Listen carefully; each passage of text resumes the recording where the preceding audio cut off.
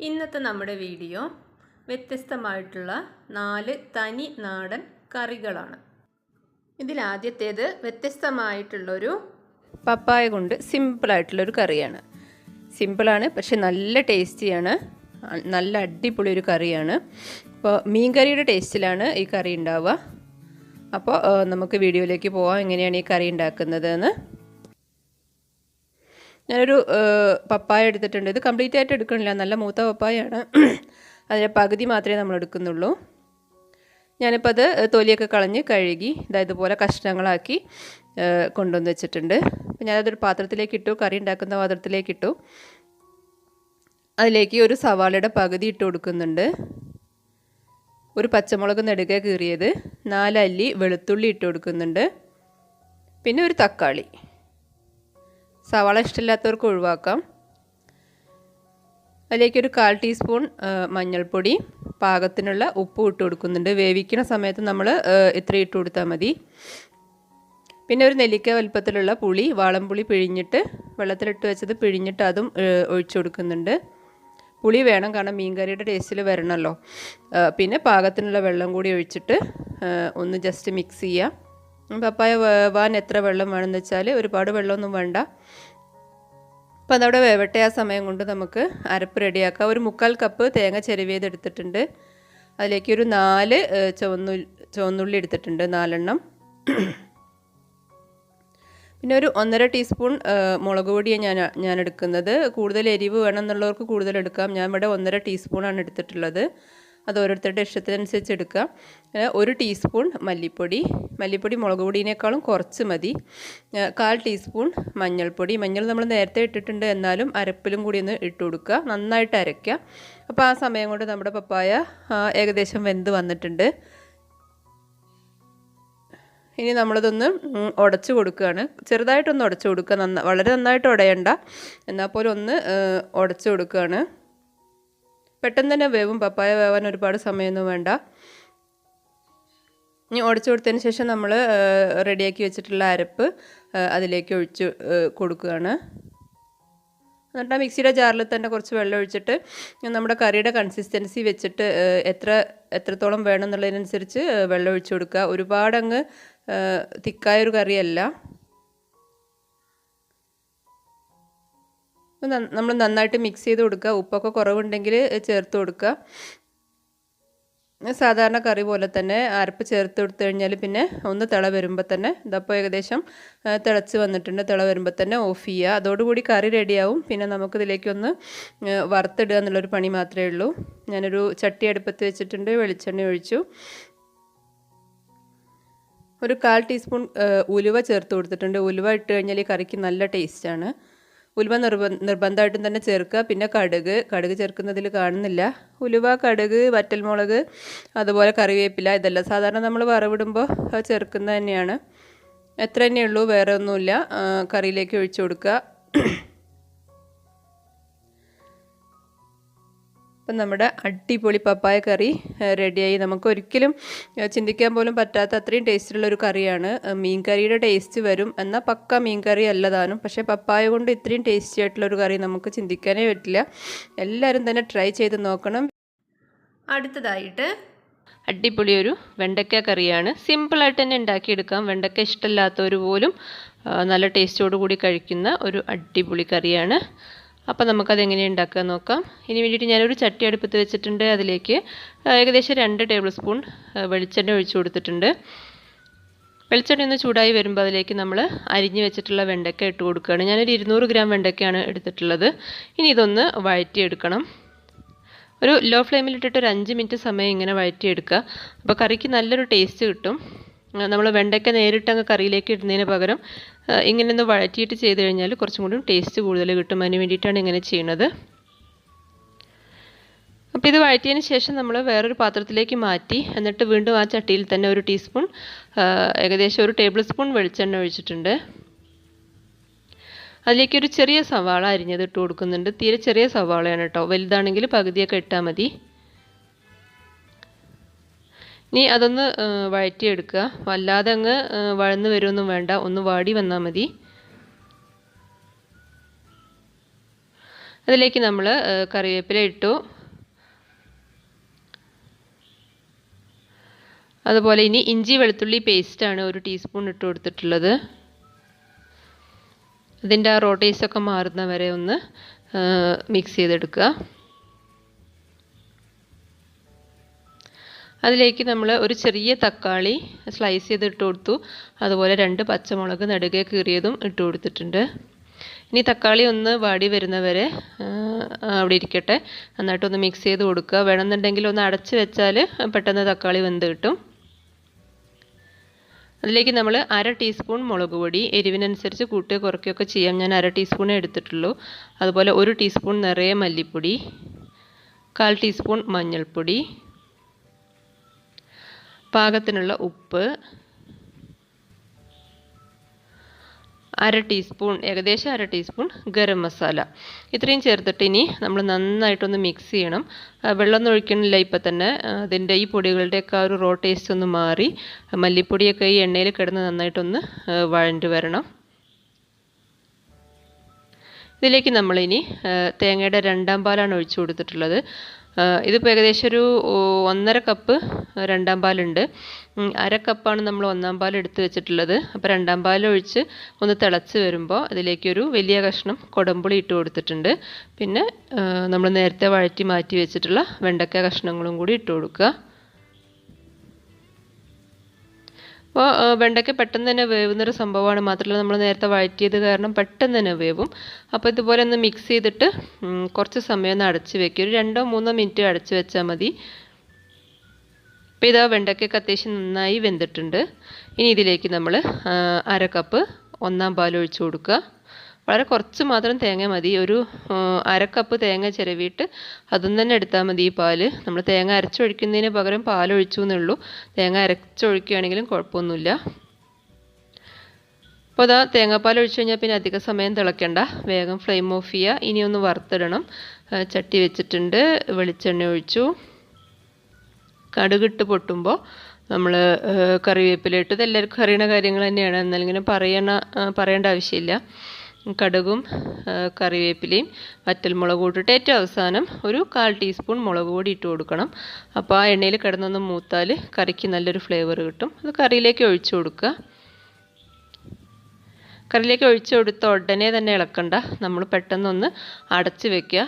ഇങ്ങനെ അടച്ച് വെച്ച് കഴിഞ്ഞാൽ നമുക്ക് ആ ഒരു ഫ്ലേവർ പോവാതെ തന്നെ കിട്ടും. അപ്പോൾ ഒരു അരമണിക്കൂർ കഴിഞ്ഞതിന് ശേഷം തുറക്കുമ്പോൾ അടിപൊളി കറി റെഡിയാണ്. അപ്പോൾ എല്ലാവരും തന്നെ ട്രൈ ചെയ്ത് നോക്കുക. അടുത്തത് ഫിഷ് കറിയാണ്. പക്ഷേ ഇതിനൊരു പ്രത്യേകതയുണ്ട്. ഇതിന് ഫിഷിൻ്റെ ആവശ്യമില്ല. ഫിഷ് ഇല്ലാതെ എങ്ങനെ അടിപൊളി ഫിഷ് കറി ഉണ്ടാക്കാമെന്നാണ് നമ്മൾ നോക്കാൻ പോകുന്നത്. ഒരിക്കലും നമുക്ക് ഫിഷ് കറിയുടെ അല്ലാതെ വെജിറ്റബിൾ കറിയുടെ ടേസ്റ്റ് തോന്നുകയില്ല. പക്ഷേ നമ്മൾ കംപ്ലീറ്റ് വെജിറ്റബിൾസാണ് യൂസ് ചെയ്യുന്നത്. എന്നാൽ ശരിക്കും നമുക്ക് കാഴ്ചയിൽ തന്നെ അറിയാൻ പറ്റും. ശരിക്കും ഫിഷ് കറീൻ്റെ ആ ടേസ്റ്റും ആ സ്മെല്ലും എല്ലാം ഉണ്ടാവും ചെയ്യും.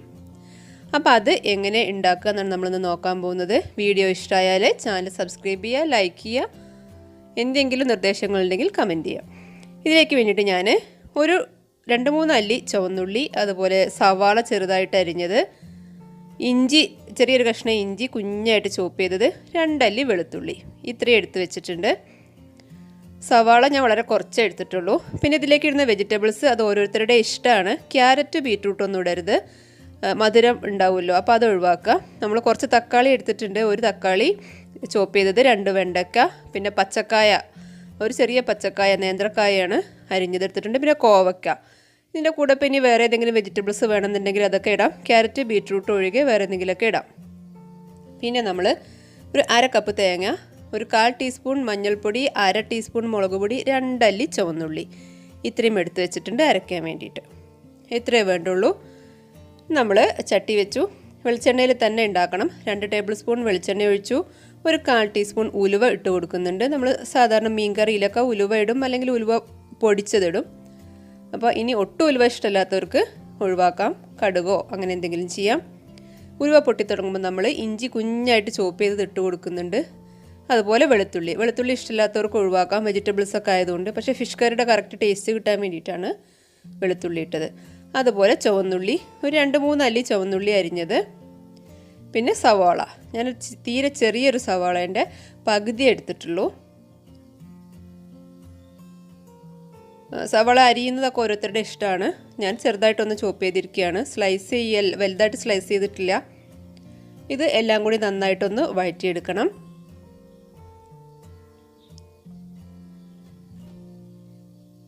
ഇഞ്ചി ചതച്ചിട്ട് വേണമെങ്കിൽ അങ്ങനെ ഇടാം കേട്ടോ. അതിലേക്ക് ഞാൻ 2 പച്ചമുളക് ഇടുന്നുണ്ട്.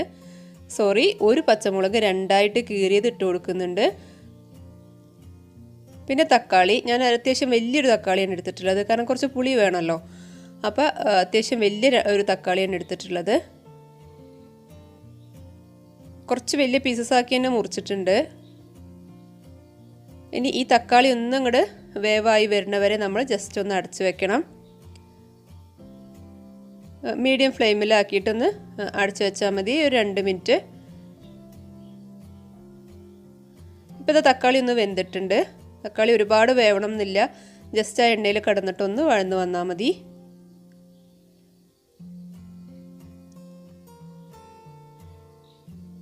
ഇനി നമ്മളതിലേക്ക് ഒരു 1/4 ടീസ്പൂൺ മഞ്ഞൾപ്പൊടി ഇടുന്നുണ്ട്.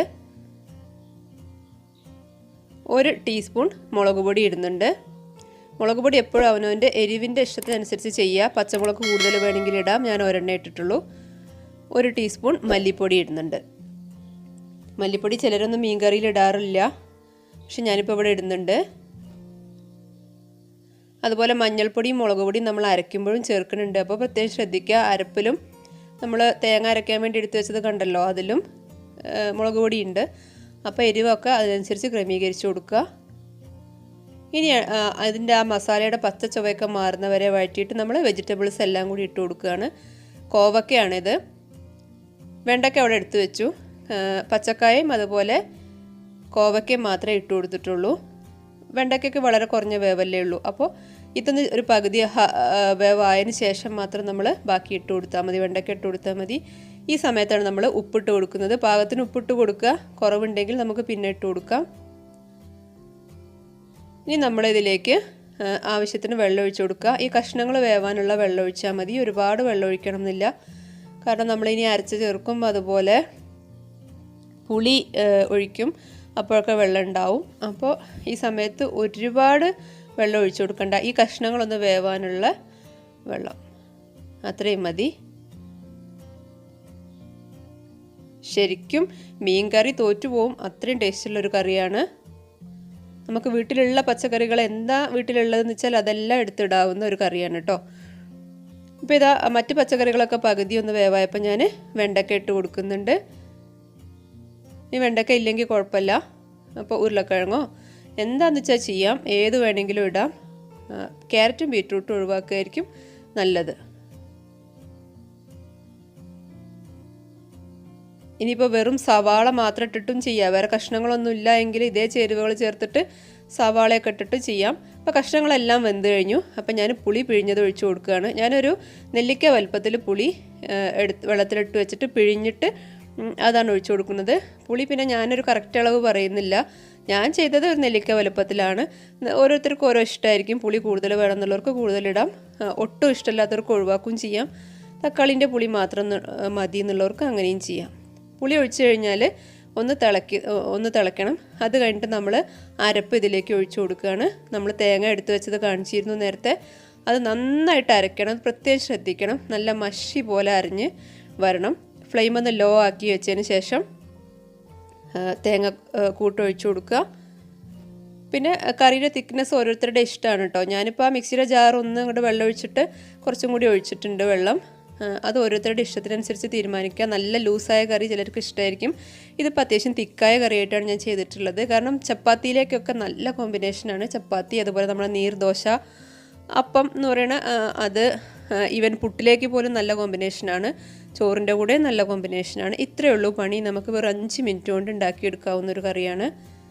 കഷ്ണങ്ങളൊക്കെ അരിഞ്ഞ് വെച്ച് കഴിഞ്ഞാൽ ഈസി ആയിട്ട് ഉണ്ടാക്കാം. ഞാനിപ്പോൾ കുറച്ച് ഉപ്പും കൂടി ഇട്ട് കൊടുത്തിട്ടുണ്ട്. നേരത്തെ ഉപ്പിട്ടതാണ്, അത് പോരാൻ തോന്നിയപ്പോൾ ഞാൻ കുറച്ച് ഉപ്പും കൂടി ഇട്ട് കൊടുത്തു. ഇനി ഒരു 2 മിനിറ്റ് ഒന്ന് തിളയ്ക്കണം. ഇനി ഞാൻ കറി ഒന്ന് വറവിട്ടെടുക്കണം. അതിലേക്ക് ഞാൻ 2 ടേബിൾ സ്പൂൺ വെളിച്ചെണ്ണ ഒഴിച്ചു. ചുവന്നുള്ളിയാണ് ഇടുന്നത്.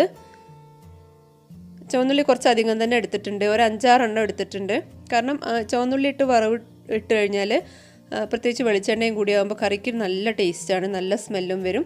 ചിലരൊക്കെ കടുകിട്ടിട്ട് ചെയ്യുന്നത് കണ്ടിട്ടുണ്ട്. ഇവിടെ ഇപ്പോൾ നമ്മൾ ഫിഷ് കറിയാണ് എന്നൊരു സങ്കല്പത്തിലാണല്ലോ ചെയ്യുന്നത്. ഫിഷ് കറി അല്ലെങ്കിലും വെജിറ്റബിൾസ് ആണ് ഇടുന്നതെങ്കിലും ഫിഷ് കറി ആണ് എന്നൊരിതിലാണല്ലോ ചെയ്യുന്നത്. അപ്പം നമ്മൾ ഉള്ളി അരിഞ്ഞിട്ടാണ്.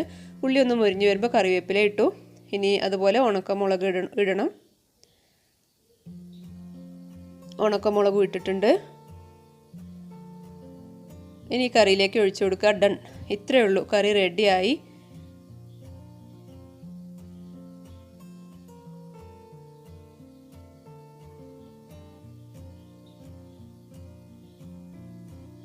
വറവിട്ടൊഴിച്ചു. കറി കാണുമ്പോൾ തന്നെ നിങ്ങൾക്ക് മനസ്സിലാവും കിടിലനൊരു കറിയാണ്. എല്ലാവരും ട്രൈ ചെയ്ത് നോക്കുക. ഫീഡ്ബാക്കൊക്കെ കമൻറ്റിലൂടെ അറിയിക്കണം. ഇതിൻ്റെ മുമ്പേ ഞാൻ ഇട്ടിട്ടുള്ള വീഡിയോസ് എല്ലാം കാണണം. ഇഷ്ടമായി കഴിഞ്ഞാൽ ചാനലൊന്ന് സബ്സ്ക്രൈബ് ചെയ്യണം. നമുക്ക് ചപ്പാത്തിൻ്റെ കൂടെ അതുപോലെ ഇടിയപ്പത്തിൻ്റെ കൂടെ ചോറിൻ്റെ കൂടെ എല്ലാത്തിൻ്റെ കൂടെ നല്ല അടിപൊളി കോമ്പിനേഷനാണ്. കാരണം ആ കളറും കണ്ടാൽ തന്നെ മനസ്സിലാവും. മാത്രമല്ല നമുക്ക് ഇപ്പം പലർക്കും കോവയ്ക്കൊന്നും അത്ര ഇഷ്ടമില്ലാത്തൊരു പച്ചക്കറി ആയിരിക്കും. പക്ഷേ കോവയ്ക്ക ഇതിലിട്ട് കഴിഞ്ഞാൽ നല്ല ടേസ്റ്റാണ്. ഏത് പച്ചക്കറി ഇടാം, ഈവൻ പയറോ വെണ്ടയോ പൊട്ടറ്റോ എന്ത് വേണമെങ്കിലും ഇടാം. എന്ത് വേണമെങ്കിലും ഇട്ടിട്ട് ട്രൈ ചെയ്ത് നോക്കുക. ഉള്ള വെജിറ്റബിൾസ് വെച്ചിട്ട് ട്രൈ ചെയ്ത് നോക്കുക. ഇനി നാലാമത്തതായിട്ട് നമ്മൾ ഉണ്ടാക്കാൻ പോകുന്നത് പപ്പായ കൊണ്ട് അടിപൊളി ഒരു കറിയാണ്. ശരിക്കും നമ്മുടെ ബീഫ് കറിയൊക്കെ പോലെ ഒരു ഒത്തിരി മസാലയൊക്കെ ചേർത്തിട്ടുള്ള ഒരു അടിപൊളി കറിയാണ്. നമ്മൾ വറുത്തരച്ച ചിക്കൻ കറിയൊക്കെ ഉണ്ടാവില്ലേ, അതുപോലെ നല്ല ടേസ്റ്റി ആയിട്ടുള്ളൊരു കറിയാണ്. ശരിക്കും വെറൈറ്റി ആയിട്ടുള്ളൊരു കറിയാണ്. അപ്പോൾ അതെങ്ങനെ ഉണ്ടാക്കുക എന്നാണ് നമ്മൾ നോക്കുന്നത്. ഞാനൊരു പപ്പായ എടുത്തിട്ടുണ്ട്. ഇത് കംപ്ലീറ്റ് എടുക്കണില്ല, ഇതിൻ്റെ ഒരു ഹാഫ് പോർഷനേ എടുക്കുന്നുള്ളൂ. അത്യാവശ്യം നല്ല മൂപ്പായത് വേണം എടുക്കാൻ. എന്നിട്ട് തൊലി കളഞ്ഞ് കഴുകി ഇതുപോലെ അരിഞ്ഞ് വെച്ചിട്ടുണ്ട്. കുറച്ച് വലിയ കഷ്ണങ്ങളായിട്ടാണ് നമ്മൾ മോരുകറിക്കൊക്കെ ചെയ്യണത് പോലെ കുറച്ച് വലിയ കഷ്ണങ്ങളായിട്ടാണ് കട്ട് ചെയ്തിട്ടുള്ളത്.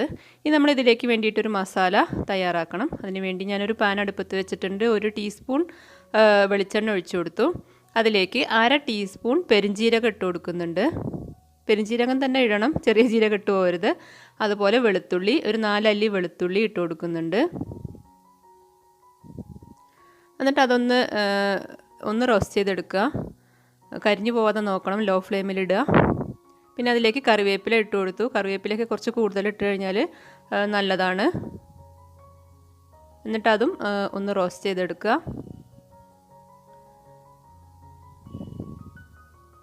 അതിലേക്ക് നമ്മൾ തേങ്ങ ചിരവിയതാണ്. ഏകദേശം 1 കപ്പ് തേങ്ങ ചിരവിയത് ഇട്ട് കൊടുക്കുന്നുണ്ട്. 1 കപ്പോളം കഷ്ടിച്ച് ഒരു 1/4 കപ്പിൻ്റെയും 1 കപ്പിൻ്റെ ഇടയ്ക്കായിട്ട് എടുത്തിട്ടുണ്ട്. ഞാൻ തേങ്ങ ചിരവി ഫ്രിഡ്ജിൽ വെച്ചതായിരുന്നു, അതുകൊണ്ടാണ് അതങ്ങനെ കട്ടിയായിട്ടിരിക്കുന്നത്. ഇനി നന്നായിട്ട് തന്നെ ഒന്ന് വറുത്തെടുക്കുക. ഏകദേശം നമ്മൾ സാമ്പാറിനൊക്കെ വറുക്കണ പോലെ നമ്മൾ വറുത്തരച്ച ചിക്കൻ കറി ആയാലും അത്യാവശ്യം നന്നായിട്ട് വറവാവണമല്ലോ. അപ്പോൾ ഇത് കണ്ടില്ലേ, കളറ് മാറി വന്നിട്ടുണ്ട്. നന്നായിട്ട് തന്നെ ഒന്ന് വറുത്തെടുക്കുക. ലോ ഫ്ലെയിമിൽ ഇട്ടിട്ട് വേണം ചെയ്യാൻ. ഏകദേശം ഈ കളറാവുമ്പോൾ നമ്മൾ ഒരു 1/4 ടീസ്പൂൺ മഞ്ഞൾപ്പൊടി ചേർത്ത് കൊടുക്കുന്നുണ്ട്. മഞ്ഞൾപ്പൊടി ഇട്ട ഉടനെ തന്നെ മറ്റ് മസാലപ്പൊടികൾ ഇടണ്ട. മഞ്ഞൾപ്പൊടിയുടെ ആ റോ ടേസ്റ്റ് ഒന്ന് മാറുന്നവരെ ആ എണ്ണയിൽ കിടന്നൊന്ന് വഴന്ന് വരട്ടെ. മഞ്ഞൾപ്പൊടിയുടെ റോ ടേസ്റ്റ് മാറിയതിന് ശേഷം നമ്മൾ 1 ടീസ്പൂൺ നിറയെ മല്ലിപ്പൊടി ഇട്ട് കൊടുക്കുന്നുണ്ട്. അതുപോലെ 1 ടീസ്പൂൺ നിറയെ തന്നെ മുളക് പൊടി ഇട്ടു. മുളകൊക്കെ പിന്നെ ഓരോരുത്തരുടെ എരിവിനനുസരിച്ച് തീരുമാനിക്കാം. പിന്നെ 1/2 ടീസ്പൂൺ കുരുമുളക് പൊടി. സാധാ മുളക് പൊടിയാണ്. കാശ്മീരി മുളക് പൊടിയൊക്കെ ആണെങ്കിൽ കുറച്ചും കൂടിയും കൂടുതലൊക്കെ വേണമെങ്കിൽ ഇട്ട് കൊടുക്കാം. എരിവിനനുസരിച്ച് തീരുമാനിക്കാവുന്നേ ഉള്ളൂ. എന്നിട്ട് ലോ ഫ്ലെയിമിൽ ഇട്ടിട്ട് തന്നെ കുറച്ച് സമയം ഒന്നങ്ങ് റോസ്റ്റ് ചെയ്തെടുക്കുക. അതിൻ്റെ ആ ഒരു റോ ടേസ്റ്റൊക്കെ ഒന്ന്, മസാലപ്പൊടികളുടെ റോ ടേസ്റ്റൊക്കെ ഒന്ന് പോവട്ടെ.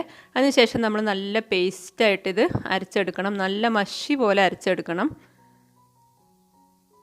ചൂടാറിയതിന് ശേഷം അരച്ചാൽ മതി.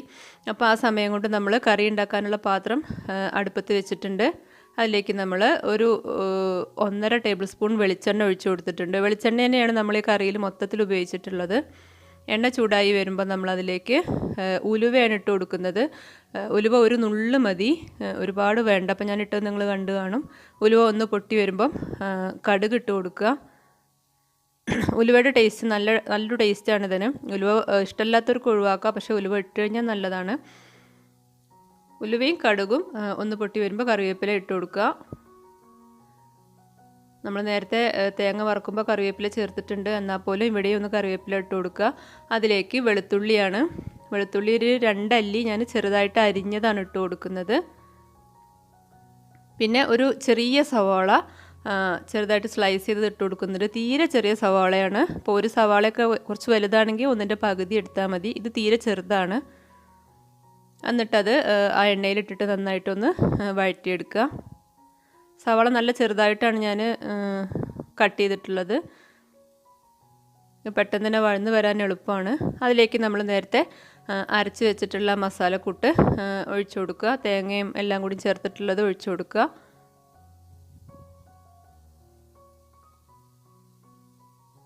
ഇനി ആ മിക്സിയുടെ ജാറിൽ തന്നെ കുറച്ച് വെള്ളം ഒഴിച്ചിട്ട് അതും കൂടി ഒഴിച്ചു കൊടുക്കുക. അപ്പോൾ കറിയുടെ തിക്നെസ് എത്രത്തോളം വേണം എന്നുള്ളത് നമുക്ക് തന്നെ തീരുമാനിക്കാം.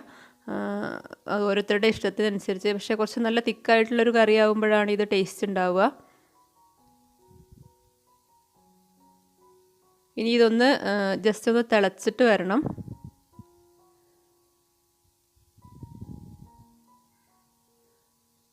വെള്ളം നമ്മുടെ ഞാൻ നേരത്തെ പറഞ്ഞല്ലോ, വെള്ളം നമ്മുടെ ഇഷ്ടത്തിനനുസരിച്ച് തീരുമാനിക്കാം.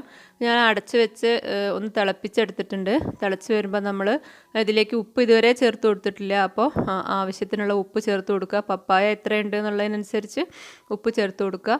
ആ കൂടെ തന്നെ ഒരു തക്കാളി സ്ലൈസ് ചെയ്തിട്ട് കൊടുക്കുന്നുണ്ട്. തക്കാളി ചെറുതായിട്ടാണ് ഞാൻ കനം കുറച്ചാണ് സ്ലൈസ് ചെയ്തിട്ടുള്ളത്. അപ്പോൾ തക്കാളി തന്നെ വേണം നിർബന്ധമല്ല. പുളി ചേർക്കുകയാണെങ്കിൽ വളരെ കുറച്ച് മാത്രം, ഒരു നെല്ലിക്കയുടെ പകുതി വലിപ്പത്തിലുള്ള പുളി പിഴിഞ്ഞൊഴിച്ചാൽ മതി. ഒരുപാട് പുളി വേണ്ട. പക്ഷേ തക്കാളി ഇടുമ്പോഴാണ് കൂടുതൽ ടേസ്റ്റ് ഉള്ളത്. ഇനി അതിലേക്ക് നമ്മൾ അരിഞ്ഞു വെച്ചിട്ടുള്ള പപ്പായ ഇട്ട് കൊടുക്കുകയാണ്. പപ്പായ നല്ല മൂപ്പായതാവണം, എന്നാൽ കളർ മാറാനൊന്നും പാടില്ല. ആ ഒരു പരുവത്തിലുള്ളത് എടുക്കുക. അപ്പോൾ പപ്പായയും കൂടിയും ചേർത്ത് കഴിഞ്ഞാൽ പിന്നെ നമുക്ക് ഇത് നന്നായിട്ട് വേവിച്ചെടുക്കുകയാണ് വേണ്ടത്. കുക്കറിൽ ചെയ്യരുത്. കുക്കറിൽ ചെയ്യുമ്പോൾ ഇത്രയും ടേസ്റ്റ് കിട്ടണില്ല. ഞാൻ ചെയ്ത് നോക്കി. അപ്പോൾ ഒന്ന് അടച്ച് വെച്ചിട്ട് വേവിക്കുക. ഒരു 10 മിനിറ്റൊക്കെ ധാരാളം മതിയാവും. ഇപ്പോൾ ഏകദേശം ഒരു 8 മിനിറ്റൊക്കെ ആയപ്പോൾ ഞാനൊന്ന് തുറന്ന് നോക്കി. അപ്പോൾ നമ്മൾ തേങ്ങ വറുത്തരച്ചതാണല്ലോ, അതുകൊണ്ട് തന്നെ എണ്ണയൊക്കെ തെളിഞ്ഞ് വന്നിട്ടുണ്ട്. പപ്പായ ഏകദേശം വേവായിട്ടുണ്ട്. നമ്മളിങ്ങനെ ഇതിൽ കാണുമ്പോൾ തന്നെ മനസ്സിലാവും കംപ്ലീറ്റ് ആയിട്ട് വെന്ത് കുഴഞ്ഞിട്ടില്ല. അപ്പോൾ ഒന്നുകൂടി ഒന്ന് വേവിക്കുകയാണ് നല്ലത്. ഞാൻ ജസ്റ്റ് ഒരു 7-8 മിനിറ്റ് ആയപ്പോൾ ഒന്ന് തുറന്ന് നോക്കിയതാണ്. വീണ്ടും അടച്ച് വെച്ച് തന്നെ വേവിക്കുകയാണ്.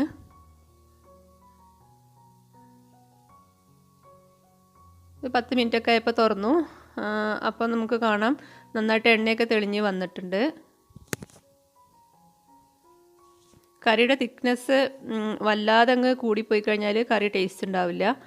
പപ്പായയും അതുപോലെ ഗ്രേവി ഇങ്ങനെ വേറിട്ട് നിൽക്കും. അപ്പോൾ അഥവാ വെള്ളം കുറവാണ് തോന്നുകയാണെങ്കിൽ നമുക്ക് ലാസ്റ്റ് കുറച്ച് ചൂടുവെള്ളം ഒഴിച്ചു കൊടുത്താൽ മതി. നന്നായി വെന്ത് കഴിഞ്ഞാൽ മാത്രമേ കറി ടേസ്റ്റ് ഉണ്ടാവുള്ളൂ. പപ്പായ നന്നായി വെന്ത് കഴിഞ്ഞാലേ കറി ടേസ്റ്റ് ഉണ്ടാവുള്ളൂ. വെന്ത് കുഴഞ്ഞു പോകണമെന്നില്ല, പക്ഷേ വേവണം. അവസാനം ഞാൻ കുറച്ച് കറിവേപ്പിലയും കൂടി ഇട്ട് കൊടുക്കുന്നുണ്ട്. ഇതിപ്പോൾ ഇനി നമ്മൾ ലാസ്റ്റ് കറിയൊക്കെ സാധാരണ വറവിടുന്നത് പോലെ കടുക് പൊട്ടിച്ചിടേണ്ടൊന്നും ആവശ്യമില്ല. കാരണം നമ്മൾ കടുക് ഉലുവയൊക്കെ തുടക്കത്തിലേ പൊട്ടിച്ചതാണ്. അതുകൊണ്ട് ഇനി അതിൻ്റെ ആവശ്യമില്ല. കറി ഒരു ഏകദേശം റെഡിയായി വന്നിട്ടുണ്ട്. അപ്പോൾ തിക്നെസ് ഞാൻ കാണിച്ചു തരാം. കണ്ടോ, ഈ ഒരു തിക്നെസ്സിലാണ് ഉണ്ടാവേണ്ടത്. ഒരുപാട് വെള്ളം വേണ്ട. മാത്രമല്ല കറി ചൂടാറിയിട്ട് വരുമ്പോൾ ഒന്നുകൂടി ടൈറ്റായിട്ട് വരും ചെയ്യും, തിക്നെസ് കൂടിയിട്ട് വരും. അപ്പോൾ ഇത് നമ്മുടെ കറി റെഡി ആയിട്ടുണ്ട്. അടിപൊളി കറിയാണ് കേട്ടോ. നിങ്ങൾ എന്തായാലും ട്രൈ ചെയ്ത് നോക്കണം. നമ്മൾ നല്ലൊരു സ്മെല്ലും കൂടിയാണ് ഈ കറിക്ക്. അപ്പോൾ ഇറച്ചിക്കറിയുടെയൊക്കെ രുചിയിൽ തയ്യാറാക്കാം. വെജിറ്റേറിയൻസിന് കഴിക്കാവുന്ന അടിപൊളി കറിയാണ്. ട്രൈ ചെയ്ത് നോക്കുക. വീഡിയോ ഇഷ്ടമായി കഴിഞ്ഞാൽ ചാനലൊന്ന് സബ്സ്ക്രൈബ് ചെയ്യുക, ലൈക്ക് ചെയ്യുക, കമൻറ്റ് ചെയ്യുക. താങ്ക്